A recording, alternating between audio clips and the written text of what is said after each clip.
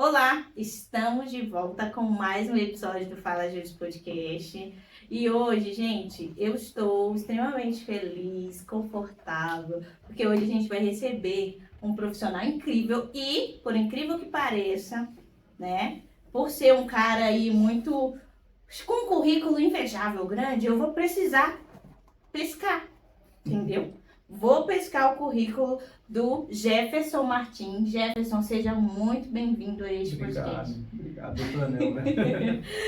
O Jefferson, ele é graduado em História, não é isso? Pela UNB. Pela UNB, né? Entrou pelo PAS, Isso. não é isso? Uhum. Graduado em Pedagogia e atualmente cursa Geografia. Muito bom. É professor há 7 anos, não é isso? Também em História, né? Isso. Muito bom. E professor efetivo da CEDEF também, e passou 2 vezes em concurso público, né? Em primeiro colocado ainda, né? Isso? 2 vezes para o processo seletivo da Secretaria de Educação porque tem um processo seletivo para professor efetivo e de temporário. Uhum. De efetivo demora um pouquinho mais e de temporário acontece mais vezes, né? Uhum. Então, eu tive essas... Foram 3 concursos, na verdade, né? E 2 vezes... Esse último que eu fiz agora também por temporário, eu fiquei em segundo, e nas outras 2 vezes eu fiquei em primeiro. Muito bom. Então, o Jefferson aqui, ele vai conversar pra gente, vai dar super dicas pra gente, pra quem vai fazer concurso e principalmente pra quem vai fazer o CNU, que é o Concurso Nacional Unificado, Isso. que tá aí. E aí o Jefferson vai trazer um pouco aí desses requisitos, o que pode, o que não pode, como fazer, quando vai começar, né? Algumas peculiaridades do concurso que está muito, muito concorrido e muito bom, né? Isso mesmo. E também a gente falar de vivências, né, de forma geral, de concurso. Da vida, né? Da E principalmente da profissional do Jefferson aí, que tem uma bagagem muito, muito boa, né, para compartilhar com a gente. Então, eu já começo perguntando para você dar aí uma contextualizada para gente, como que você também, só para deixar claro, o Jefferson, ele tem o TEA, né? Que é uma sigla, né? Para pessoas autistas, Isso. né? Então, ele vai falar um pouquinho pra gente como que é essa rotina, como que você chegou a estudar, cursar história, se formar e transformar num professor incrível. Conta pra gente. Sim. Então, o que acontece? Nos meus tempos de ensino médio, eu sempre gostei muito de estudar questões ligadas à história, à geopolítica, ao direito e à ciência política. São as minhas áreas de interesse de uma forma geral. Uhum. E ao longo do ensino médio, assim, eu acabei virando pupilo do meu professor de história e ele acabou trabalhando, ele me deu alguns livros de historiadores consagrados para ler. Uhum. Eu estava em dúvida também entre o direito, entre a história e a ciência política. Tanto é que... Não escolheu direito, por quê? Eu gosto de direito, ainda é a minha próxima faculdade. Uhum. E aí, só esperando estabilizar um pouquinho, eu gosto do direito, eu gosto da psicologia também. Recentemente eu acabei também me interessando muito pela psicologia. O problema de quem está no autismo é que você tem muitos hiperfocos, né? Você vê um foco, às vezes, assim, um pouquinho excessivo em determinado assunto, aí você tem que ir domando e tudo mais, aí a minha esposa me ajuda nisso, né? E o que acontece? Eu acabei entrando na graduação, no curso de História, na UNB. Engraçado que a gente, às vezes, acaba não acreditando no nosso potencial. Eu tinha amigos, na época do ensino médio, que eles ficavam brigando assim, vamos fazer a prova do PAS, vamos lá, o programa de avaliação seriada da UNB. E o PAS, todo mundo sabe, né? Ele é uma prova por ano, né? Até completar os 3 ciclos. E sabe, quando a gente é adolescente, aquela mentalidade mais medíocre em alguns aspectos e tudo mais. Mas passar no vestibular, ingressar na universidade, fazer o curso e tudo mais, foi uma coisa que me ajudou a confiar um pouco mais em mim, né? Porque até então ficava essa dificuldade, né? De acreditar em mim mesmo, assim, em algumas questões. E fiz a graduação, né? Durante a graduação, eu tive assim, a graduação, ela, na universidade pública, às vezes, ela tem umas idas e vindas, tem uma greve aqui, outra ali, aí você tem que repor aula, você tem que fazer 3 semestres em um ano, né? Então, assim, quando, assim, às vezes o pessoal, você vai entrar na universidade pública, você não vai formar nunca. Você forma. É o que falam mesmo, de verdade. Você vai formar, você só vai fazer 3 semestres no ano. Quando voltar, então assim... A dificuldade, né, gente? Isso, porque aí isso acontece, né? Então, aí você tem todas essas questões. Quando eu me formei, eu comecei a estudar para concurso na área educacional. O meu primeiro concurso para a Secretaria de Educação, eu estava na metade da graduação, eu não sabia o que era concurso, não sabia o que era nada disso. Fiz a prova, acho que de 100 pontos eu fiz 52 pontos. Uma tragédia. Uma tragédia. Mas quando você passa por uma situação como essa, ou você fica se lamentando pelo resto da vida, que é uma coisa que eu vejo muita gente, assim, muita gente eu acho que para no meio do caminho por causa das lamentações, por falta de bons conselhos, pela falta da espiritualidade, para quem acredita, né? Então, tudo mais. E também por conta das adversidades, né, de toda a luta que a gente tem para sustentar a casa e tudo mais, quem está numa condição mais sufocada tem que trabalhar um pouco mais para vencer essas adversidades. Quando eu entrei na Secretaria de Educação pela primeira vez, foi na condição de professor temporário, que é uma coisa que os governos estaduais criam para burlar a lei de contratação do magistério de forma efetiva. Então, eles criam vários penduricalhos na lei para criar esses artifícios para manter as pessoas na condição de contrato temporário por um tempo. O bom do contrato temporário é que você tem uma rotatividade por várias escolas. Então, você acaba convivendo com várias realidades. Um dia você está numa escola rural, no outro você está numa escola de área urbana. No dia você está... Porque aqui no Distrito Federal tem uma coisa que as escolas elas são divididas por especialidade. Então, você tem uma escola polo em atender alunos com necessidades especiais surdez. Outra polo, deficiência visual. Que legal. Polo, TGD e autismo. Aí você tem uma outra escola. Então, assim, elas são divididas por especialidade, né? Atende o público da comunidade e é dividida por especialidade. E quando eu entrei na área de educação, eu entrei porque eu gostava de estudar história, mas aprender o que é ser professor, você demora. Assim, Você aprendeu quando você começou ou você fez o pedagogia antes? Eu fiz pedagogia depois. Mas porque eu queria me reciclar um pouco de certas... porque na graduação, a gente acaba sendo influenciado a menosprezar as disciplinas da área de educação.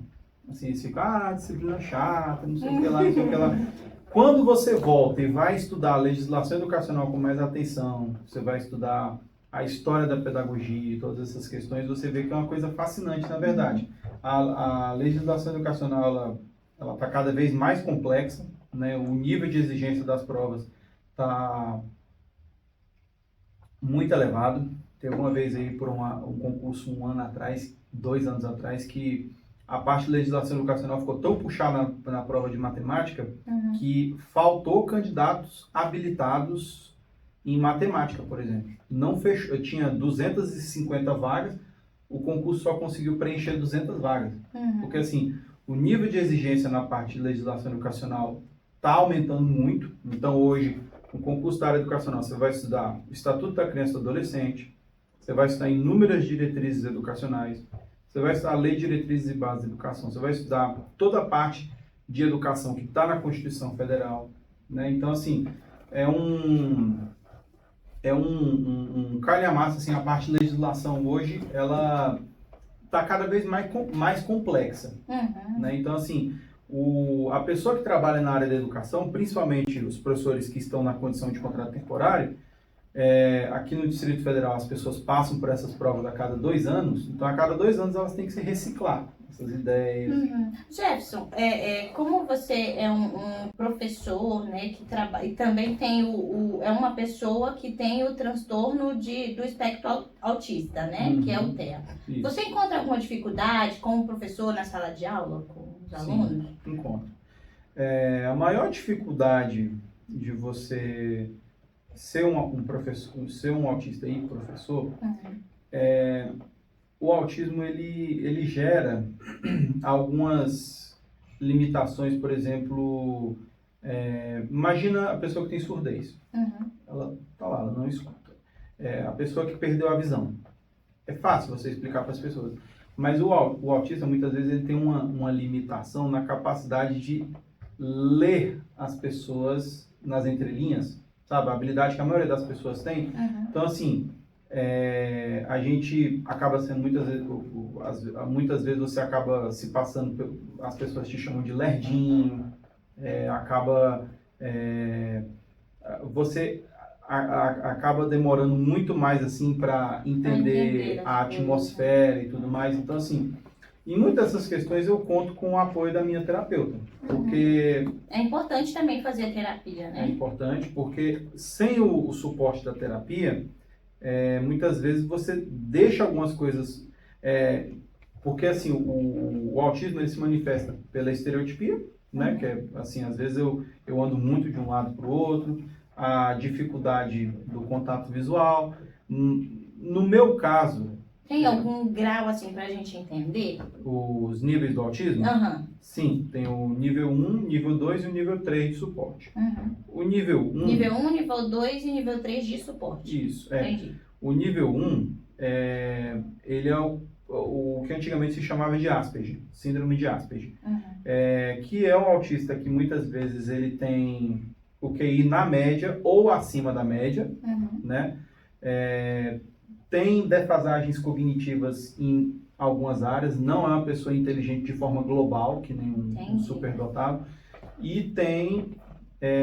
Mas tem uma superdotação, assim, em áreas específicas.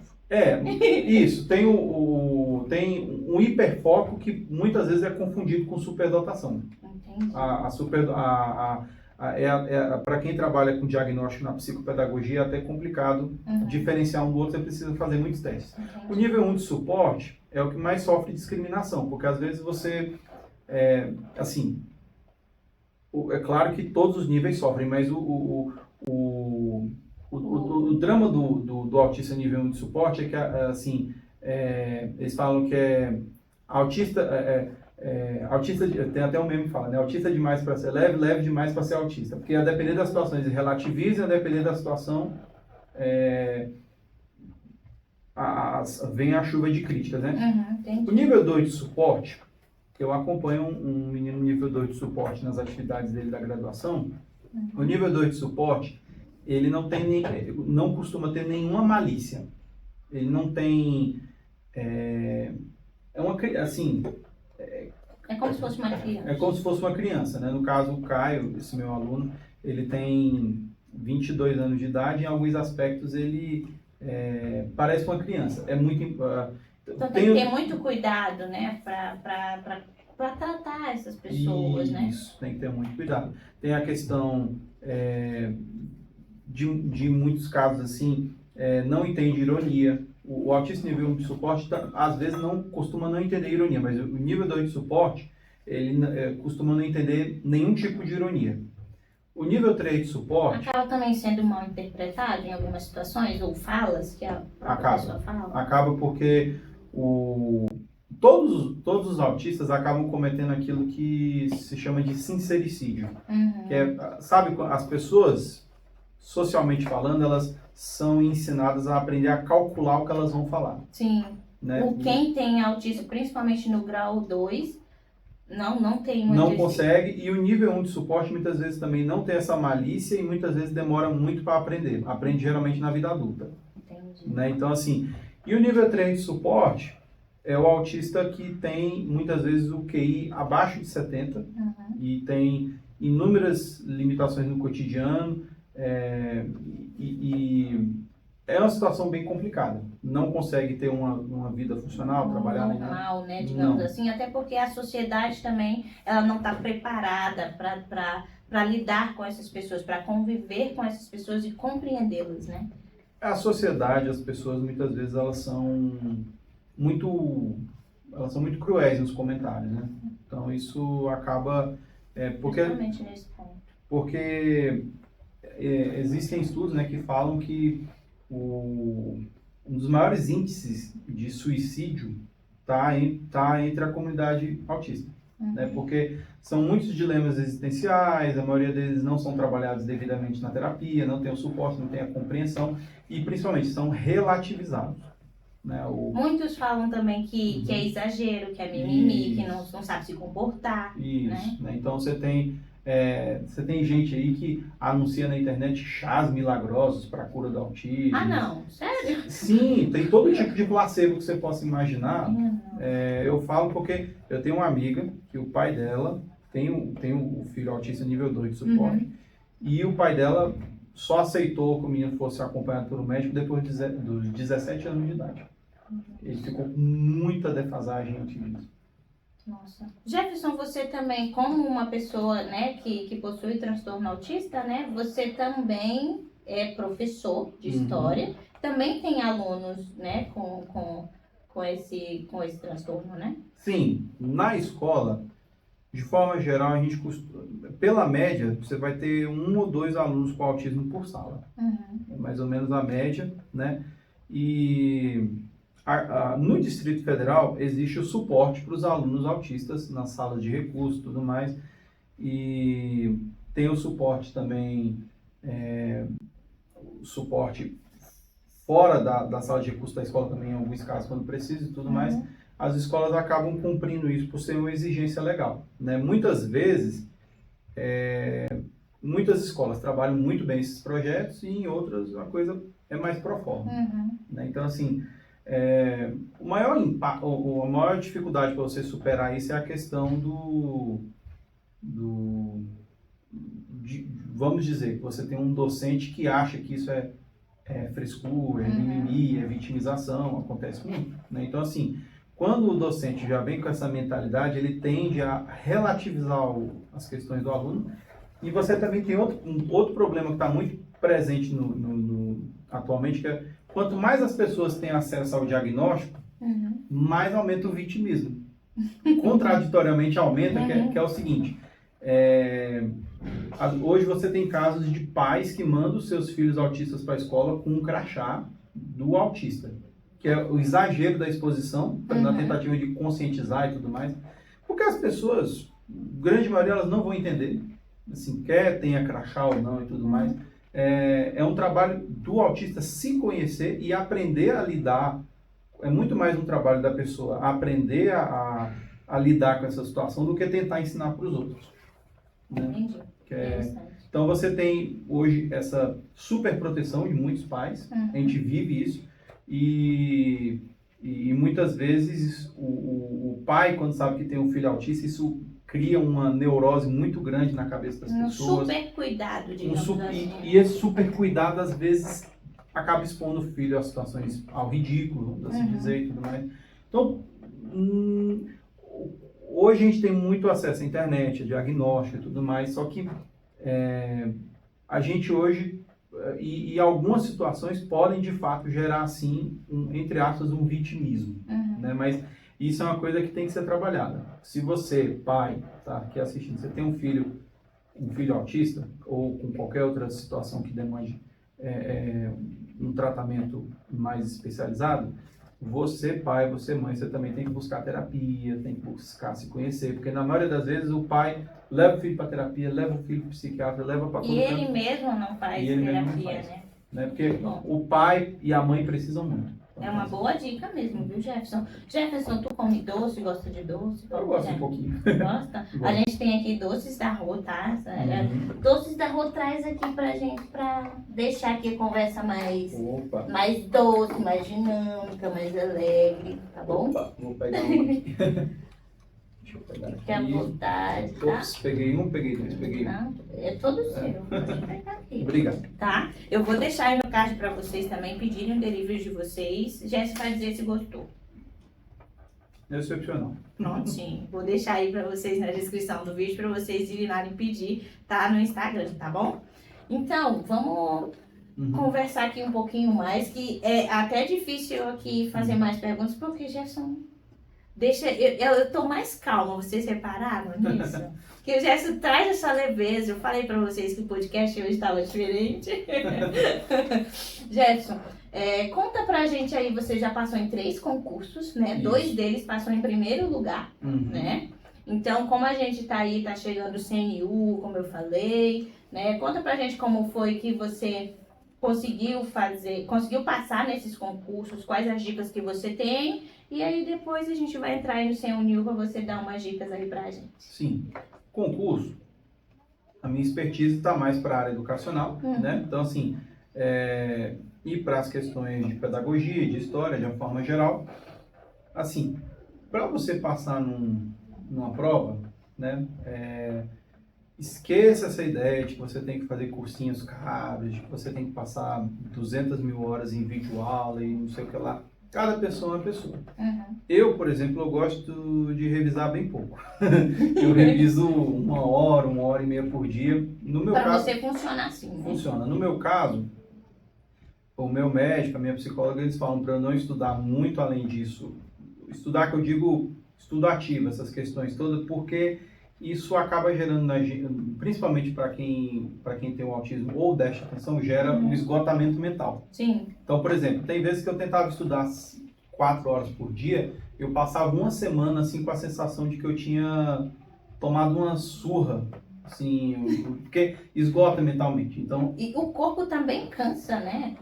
Quando a gente tá com a cabeça cheia, cansada, eu me sinto cansada também no corpo, eu só quero ficar deitada. Exato, né? Se você está estudando para concurso, não abra mão da sua vida social, não abra mão do seu sábado, do seu domingo.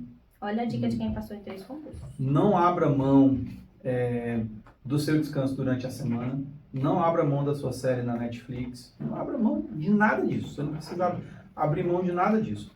O que você precisa é criar o seu jeito de estudar, né? E você vai fazer prova, sua primeira prova você vai tirar uma nota ruim, na segunda você vai tirar uma nota mais ou menos. Seja consciente nesse né? sentido. Então assim, você tirou uma nota ruim, você tem 2 alternativas. Ou você fica se lamentando por essa questão, ou você vai tentar aprender em cima do que você errou. E aí então, o concurso é você mapear aquilo que é a sua potencialidade e aquilo que é a sua fragilidade, né? E no mundo dos concursos, a maioria das pessoas elas só fazem a inscrição e vão fazer a prova. Elas vão lá literalmente tentar ver se é uma loteria. E concurso não é loteria, né? Tem algumas técnicas assim que podem ajudar a pessoa a acertar a questão, mesmo sem ela ter o domínio completo do conteúdo, né? Tem questões que tem, por exemplo, um apenas, somente dessa forma, que são muito taxativas e que são questões, por exemplo, que falam, no direito, eles tendem muito a falar bem assim, a lei orgânica prevê expressamente que a coisa só pode ser feita, somente poderá ser feito de tal forma, né? E não tem nenhuma vírgulazinha dizendo, salvo exceções na lei, alguma coisinha assim. Quando você tem o blá, blá, blá, blá, vírgula, salvo exceções na lei, aquilo ali é o que a gente chama de afirmação politicamente correta. Na maioria das vezes, pela questão da inferência, se for um tipo de certo ou errado, a depender do contexto do que você está lendo, ela tende a estar certa. E se ela tiver muito taxativa, sem vírgula, sem ressalva, sem nada, ela tende a estar errada, a depender do que está sendo trabalhado. Que dica legal. Porque você vai trabalhando essas questões e tudo isso você vai ver lá no canal do Concurseiro Nômade, por exemplo, no YouTube. Você vai acompanhando. Nunca estudei tal matéria.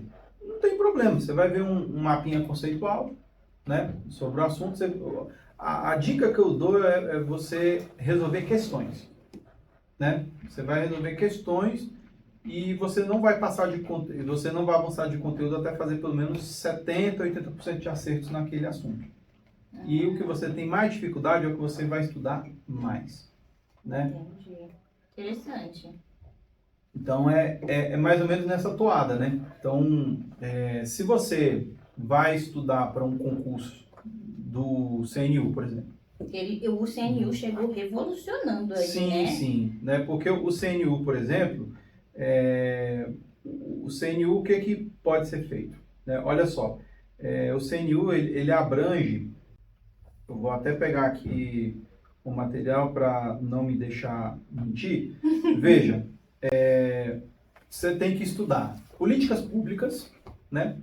Você tem os desafios do Estado de Direito, ética e integridade, diversidade e inclusão na sociedade, administração pública federal e finanças públicas. Né? Você tem que ter uma noçãozinha básica, né? Então aqui você, por exemplo, você tem o Memorex, né? Que é um síntese, né? Material quando você vai estudar. Depois eu mando no seu WhatsApp também. Dá para colocar o link Dá, isso aqui. na descrição. Isso, aí você e tem vários materiais de síntese, né? O importante é que o material seja enxuto e que ele tenha macetes, mnemônicos, que são palavrinhas que vão te ajudar a decorar determinado assunto. Mas o que vai ajudar a manter a sua memória fresca com esses assuntos é resolver a questão. Porque a questão vai te ajudar a manter a sua memória. Eu treinei questões sobre aquele assunto, mas eu estou há um mês sem estudar aquele assunto. O seu cérebro, ele é muito inteligente. Tudo que você não está trabalhando há muito tempo, ele faz que nem o Google, ele faz backup. Quando você olha, você já lembra, né? Ele faz backup no sentido de entender que aquilo ali não é importante. Né? Então, assim, por isso que você tem que voltar e fazer se você tem dificuldade para criar essa disciplina de estudo, eu tenho um amigo que passou na Polícia Penal, por exemplo, ele pagou um mentor, um coach, né, para montar uma planilhazinha de estudo para ele e tudo mais. E fazendo isso ele conseguiu estudar muito mais a parte de direito, por exemplo. E aqui no CNU, você tem essas questões. Vai cair muito políticas públicas, né? Essas são já as dicas do que vai cair. Políticas públicas, né? Você tem conceitos, né? O que é uma política de governo, o que é uma política de Estado. Então, assim, você vai trabalhar num órgão executivo, você tem que saber o que é uma política pública, né? Então, assim, e provavelmente a redação vai versar sobre algum tema dessa natureza. Teve um concurso que eu fiz também para gestão em políticas públicas do DF, que o título da redação era Políticas Públicas no Distrito Federal, Desafios e Potencialidades. Né? Aí você tem que saber o que é uma política pública, como é que ela é feita, né? Como é que ela é elaborada, quais são as etapas, né? Porque o poder executivo, o gestor, ele não chega lá e simplesmente toca o dinheiro em tal canto. Ele tem que fazer projeto, ele tem que ver o impacto, a relevância. Então, assim, quando você vai estudar para concurso público, você não pode falar política pública, que troço chato. Não, tenta ver a política pública na sua vida. Né? Tenta ver Porque tem tudo isso aqui que você vai estudar. Ó, desafios do Estado de Direito, né? O CNU, ele tem uma vantagem que são esses conteúdos unificados, né? Isso era até uma questão que eu queria ver com você, para explicar um pouco melhor para as pessoas que estão assistindo, né? Quais são esses requisitos? Tem blocos, como que é essa divisão, como que a gente vai fazer essa inscrição. Hoje o CNU já está em 8.000 inscrições, né? E termina, eu acho que dia 9, não é isso? Isso. Então, como é que tá esses requisitos, essas questões, essas divisões? O concurso, ele é dividido, se eu não me engano, em 8 blocos. 8, 7 blocos. E cada bloco, né, você tem um bloco de quem vai trabalhar com direito, você tem um bloco de quem vai trabalhar com educação, você tem um bloco de quem vai trabalhar... ele é dividido por grandes áreas, né? E aí, em cada grande área dessa, você vai ter um conteúdo geralzão, né? Tipo, esse aqui que eu estou mencionando, ele é do bloco 5, que é o que me interessa no momento. Que você vai fazer também. Isso. Entendi. Que é essa parte de conhecimentos básicos, né? E aí, então, você primeiramente tem que olhar, você tem que abrir lá no site do CNU, você tem que ler com muita atenção o edital da sua área, do seu bloco, Então você coloca no Google. Seu primeiro desafio, descobrir qual o número da área que corresponde ao meu bloco. Descobriu isso, você vai abrir o edital do seu bloco. Vai ver. Entendi. Então tem vários blocos dentro do edital principal. Você tem um concurso, o concurso ele é segregado em alguns editais. Né? Então, aí você tem a grande maioria dos cargos é de nível superior, mas você também tem um bloco de nível médio, se eu não me engano, para o IBGE. Tá? Pro IBGE, o IBGE também está dentro desse concurso, se eu não me engano, é o bloco 7 ou 8, alguma coisa assim, salvo engano. Então, a maioria dos cargos são de nível superior. Né? Então, assim, para você fazer inscrição, aí você vai lá, escolhe, porque você vai olhar lá, você vai ver, por exemplo, Ministério da Gestão e Inovação. Aí vai aparecer lá, tem tantas vagas para tal cargo. Advocacia Geral da União, tem tantas vagas para tal cargo. Aí você escolheu, você vai fazer sua inscrição com a senha do Gov, né? E aí lá você vai escolher tudo certinho e ele também te dá a opção de você indicar outro curso que você tenha, né? Então assim, ele repete muito da estratégia do SISU, né? Então assim, porque quem está organizando esse concurso é o INEP, né? Que é a mesma autarquia que comanda o Enem e tudo mais, e também quem está aplicando a prova é a Fundação Cés Gran Rio, que também faz parte do consórcio que aplica o Enem. Então, assim, a palavra, o que disse a ministra da Gestão e Inovação, que ela pediu para a banca examinadora fazer uma prova sem decoreba, que é uma prova, a gente sabe que vai ter tipo, essas questões assim e tudo mais, é conhecimento tácito, né? Mas vamos fazer de conta que a gente acredita nisso, mas você vai ter questões, né, que você precisa entender até a véspera da prova. Por exemplo, você tem que saber, se você for estudar essa parte de finanças públicas, o mínimo que você tem que fazer até o dia da prova é saber a diferença de LOA, de PPA e de LDO, né? Porque a banca examinadora vai fazer trocadilho com isso.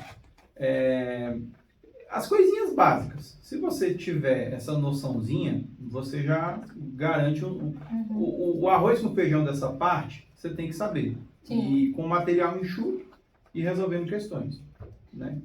O CNU, ele tem, nesse edital, ele tem ali um tópico, um blocozinho ali para a pessoa com deficiência? Quando a pessoa vai fazer inscrição, o CNU ele está dividido para cotas raciais, cota para indígenas, né? Indígenas e quilombolas, agora eu não sei se elas são segregadas ou são juntas, não estou me lembrando.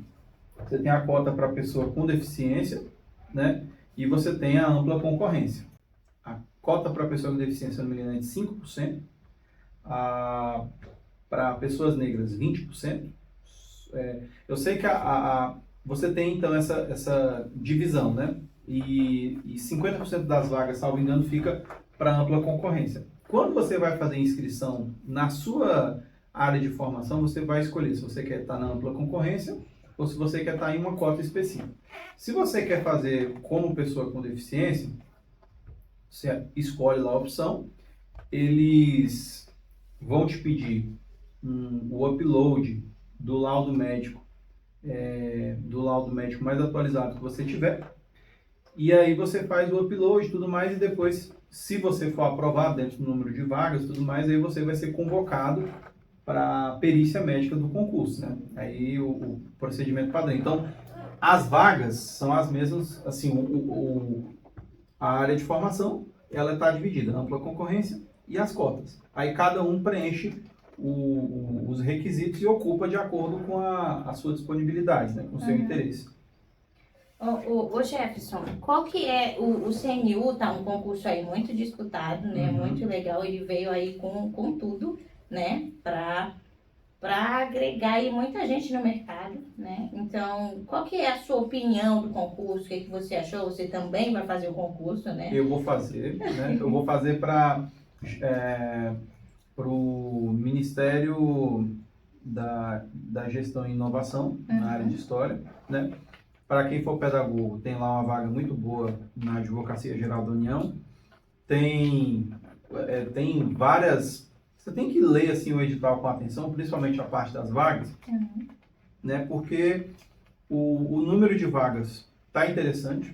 Bastante. O concurso ele está unindo muitas áreas de uma vez só. O número de inscritos está enorme. Isso, o número de inscritos está muito grande. Tá grande. E você que está aí pensando em estudar para a prova e tudo mais, lembre-se, nem 1/10 dessas pessoas estão estudando direito. Então, faça a sua parte. Então, assim, mas é sério, é estatística. E aí, se você for olhar até o percentual de notas, ele comprova muito disso, né? Porque as pessoas, elas são previsíveis. E as notas de concurso, elas revelam muito isso. Né? Então, as notas de concurso, elas revelam muito padrão de comportamento. Assim, quando eu fico olhando essas coisas, que eu gosto de pesquisar os detalhes, né? E aí, então, assim, para mim, que já estudei a parte de políticas públicas, a parte de políticas públicas, ela pega muito direito administrativo, ela pega muito essas noções de administração financeira e orçamentária, né? Ela pega... São coisas, assim, que... para vocês aqui que são do direito entendem assim bem mais, mas aqui no caso do concurso, você não precisa ser um expert no assunto, você precisa condicionar sua mente para saber o mínimo necessário e saber quais são as palavras que a banca vai trocar na hora, né? E esse treino você vai ter por meio das questões. Fazendo questões, resolvendo questões. Né? Isso, por exemplo, as bancas examinadoras, né, os concursos de uma forma geral, a pessoa com deficiência ela tem muitos direitos, né? Por exemplo, para quem tem o transtorno de déficit de atenção, como é o meu caso também, o que acontece? Você tem direito a um tempo a mais de prova, você tem direito a 1 hora a mais em relação aos outros candidatos. Se você, vamos supor, você tenha uma deficiência física, uma dificuldade de locomoção, a banca examinadora tem que te colocar no local acessível, próximo da porta, que você ande pouco e tudo mais. Então, assim, tem muitas questões assim de acessibilidade, de tempo adicional de prova e tudo mais. A Lei Berenice Piana também garante o direito ao acompanhante em alguns casos, né? Aí tem lá as regras no edital que vai especificar direitinho, né? Que você precisa fazer, sim, né? Sim, porque a Lei Berenice Piana, né? Ela é muito interessante nesse aspecto porque ela especificou bem a questão do autismo, porque o autismo, o que acontece? Até lá no início, no artigo 1, se não me engano, fala-se o seguinte, né, que o autismo ele é um transtorno que é considerado deficiência para fins da lei. Então, assim, é um transtorno que é considerado uma deficiência, na verdade, um transtorno. O autismo ele é considerado uma deficiência ipsiliteris, né, quando você tem o rebaixamento cognitivo. Né? Nas outras situações, ele é um transtorno equiparado à deficiência. Então, e aí você tem várias situações, né? Então, se preparar, né, dentro das suas, da sua realidade, né? E porque hoje os concursos, eles estão mais acessíveis, né? Essa questão, por exemplo, você pega... Esse concurso também ele parece estar mais dinâmico, né? Você teve essa mesma sensação? Sim, ele está mais... ele tá diferenciado do que costuma ser um concurso público, assim. As matérias são mais direcionadas, né? Então, assim, ele vai ser uma prova que eu imagino bem parecida, assim, com o Enem. Sim. Né? Então, assim, se você quiser entender a lógica do Enem e dessas outras provas, tudo mais, dá uma olhadinha lá no Concurseiro Nômade, o canal também. É um professor de matemática que ele dá técnicas para você analisar as questões em todas as áreas do conhecimento. Que legal, muito bom. Então, assim, e não fica nessa ideia de que você tem que ser um especialista em determinado assunto e tudo mais. Ou simplesmente deixar de viver a sua vida e Isso. se prender dentro de um quarto Não. só para estudar direto pro CNU, né? Isso, né? Então, assim, você tem tempo, né? Você vai Tem pegar, tempo para fazer, né? Então, assim, se você já tem uma certa bagagem em concurso, aprimore isso revisando por meio de questões, né? E aproveita, né? Que é uma baita oportunidade. Sim. Qual o conselho que você dá aí para essas pessoas que vão fazer o CNU, também pessoas com PCD, que também vai fazer o CNU, né? A pessoa com deficiência, né?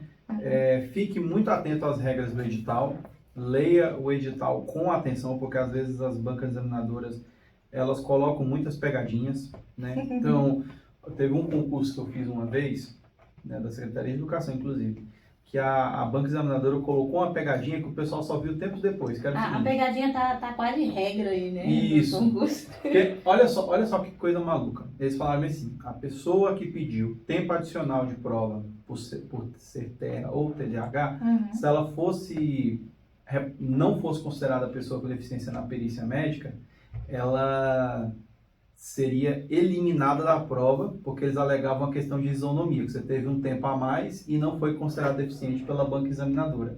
Então, assim, eles sequer estariam te colocando de novo na ampla concorrência. No entender arbitrário deles, isso seria motivo para eliminação. E isso é uma pegadinha que muita gente pediu um tempo adicional e depois, quando ficou com isso, assim, ficaram neuróticos com essa questão. Então, assim, a parte do concurso que trata dos direitos da pessoa com deficiência tem que ser lido assim, com muita atenção. Com muita atenção, porque assim, tem muita coisa ali que é ilegal, pode ser contestada judicialmente e tudo mais. Eles colocam mais para fazer pressão nas pessoas, mas você tem que ler com atenção.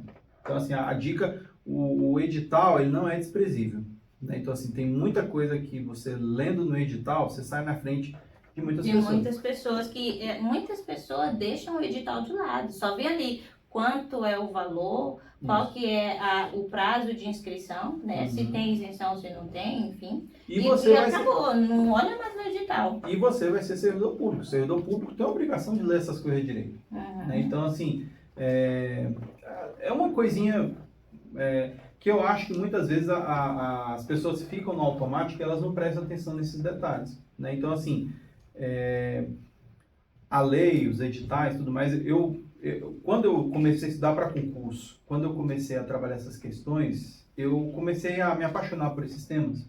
Porque não é só uma questão de rotina de trabalho, disso, daquilo. Você acaba vendo que isso tem um reflexo na sua vida. Né? Por exemplo, eu estou lá na escola. Uma coisa que eu estou lá trabalhando numa aula de cidadania, né? Um conteúdo de história relacionado à cidadania. Muitas vezes, o currículo educacional fala para a gente trabalhar esses conteúdos com base no que diz a Constituição, com base no que diz a Declaração Universal dos Direitos Humanos. Então, assim, na escola, a gente já começa a introduzir essas noções do direito. Muito bom. Porque aí você pega, trabalha isso, e muitas vezes o aluno... você vê que hoje em dia os alunos eles estão mais espertos. Né? Você tem um camarada, um advogado, no Facebook e nas outras redes sociais, que é o Dr. Franco. Ele está muito famoso, né? Que teve um caso que eu sei assim, de um aluno que aprontou na aula de um outro professor e na hora o professor pediu para ele assinar a advertência, o aluno só olhou para ele e falou: eu não sou obrigado a criar provas contra mim mesmo. Uau, esse já está num nível elevado de advogado. E assim, são coisas que você... Não, o professor deve ter ficado de cara de amar, né? Não, e agora, quando você vai em conselho de classe e tudo mais, você só ouve o pessoal da chefia falando assim: professores, se respaldem. Toma cuidado. Porque assim, antigamente, né, você tinha muito aquela questão do professor fazer assédio moral com o aluno, diminuir... Eu fui vítima disso no tempo de escola, né? Então, assim, antes de fazer o tratamento pro autismo e pro déficit de atenção, eu era uma pessoa muito desligada, muito aérea. Aí eu lembro que na minha quinta série, uma vez chegou o professor de matemática no dia do meu aniversário. O pessoal lá comemorando e tudo mais, ele pegou na minha mão e falou: meus parabéns e que um dia você deixe de ser tão preguiçoso. Minha nossa. Isso em 2005. Hoje em dia, com os alunos aprendendo sobre o direito, tudo mais, o camarada, ele vai pensar duas vezes antes de falar essas coisas. Porque assim, o pessoal enquanto classe, eles olham e falam: ai meu Deus, tô assim, tô me enquadrando, isso, aquilo. Mas é aquela questão, se você trabalha direito, por que você vai temer? Exatamente. Mas é muito interessante também, que eu acho que, né, nas escolas é muito interessante ensinar as crianças, né, os seus direitos e os seus deveres, né? Então, eu acho que Mas, por exemplo, quando você vai trabalhar determinados temas, assim, Estatuto da Criança e do Adolescente, ou outras coisas e tudo mais, tem que se dosar bem os conteúdos que você vai trabalhar, porque, assim, às vezes, você tem placas tectônicas, né? Você tem que tomar um certo cuidado, assim, com a forma que você vai mover e tudo mais. Mas eu acho ótimo essas coisas aí estar sendo divulgada no TikTok, alguma coisa assim, tudo mais, porque as pessoas aprendem. E quanto mais, assim, a pessoa que está numa condição de poder, ela gosta de ter aquela sensação de que o outro é um mero subordinado, alguma coisa assim, tudo mais. E a gente vive hoje uma realidade que o professor de 20, 30 anos atrás, eu não sei se ele está plenamente preparado com essa ideia do aluno ser um sujeito de direitos. Né? Então, assim, eu acho que é uma coisa que eu observo, assim, que eu fico vendo e falo. Porque, assim, hoje os pais, eles chegam, eles reivindicam o suporte especializado para o filho. Se não tiver, o promotor brota lá na escola rapidinho, você tem essas questões todas. Então, assim, você vê que o sistema educacional ele tem que correr atrás disso. Isso é ótimo. muito bom. Jefferson, se nós tivéssemos mais tempo, a gente ficava aqui conversando, né, por muitas e muitas horas, né? Tem muita coisa para conversar sobre esse assunto, né? Então, o Fala Juros Podcast te recebe com muita alegria, fico muito feliz de recebê-lo aqui neste programa, tá? Parabéns pelo seu desenvolvimento, pelo seu trabalho, né, pela sua desenvoltura. Eu gostei demais de conversar com você. Como professor tem esse traquejo mesmo, né? Então, foi muito gostoso conversar com você. Parabéns pelo seu trabalho. Que você se dê muito bem no CNU também. E obrigado pelas dicas que você deu aqui para as pessoas que vão fazer o CNU ou outros concursos também, tá? O Fala Juros Podcast está aberto para você, venha sempre que quiser. Tá Obrigado. E acompanhe, assim, esses canais, ó. Tem muitos canais, ó. Concurseiro Nômade, para quem quiser entender a lógica.